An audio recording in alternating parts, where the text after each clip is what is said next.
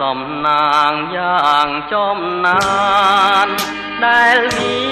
សនាបាននាំឲ្យរូបខ្ញុំចាំចិនគិនផងបំណងលើមុំអ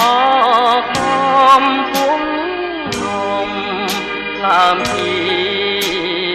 វិតរੂក្លិនកុលាបជ្រាបសពប្រានប្រចាំងព្រៀបបា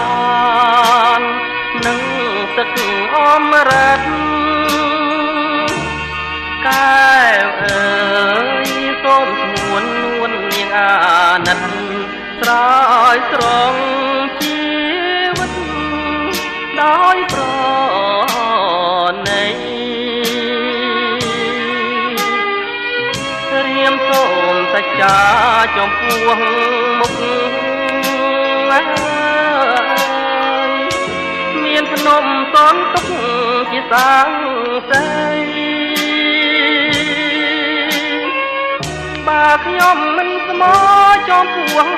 ស្រីសូមអ្នកប្រឡាយខ្ញុំចោលទៅកំពុងធំជំរុំចិត្តសូមផ្ញើជីវិតរឿងពិតនឹងទៅ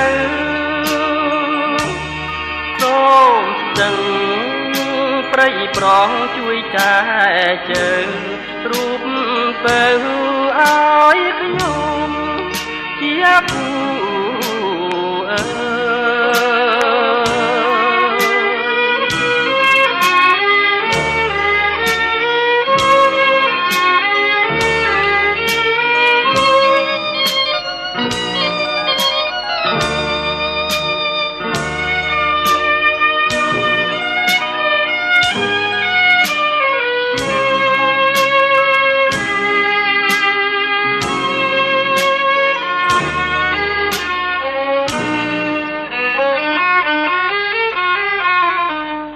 កំពុងធំជំរុំចិត្តសូមផ្ញើជីវិតរឿងពិតនឹងទៅសូមស្ទឹងព្រៃប្រងជួយចែ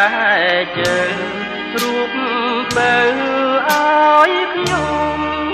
ជាគូ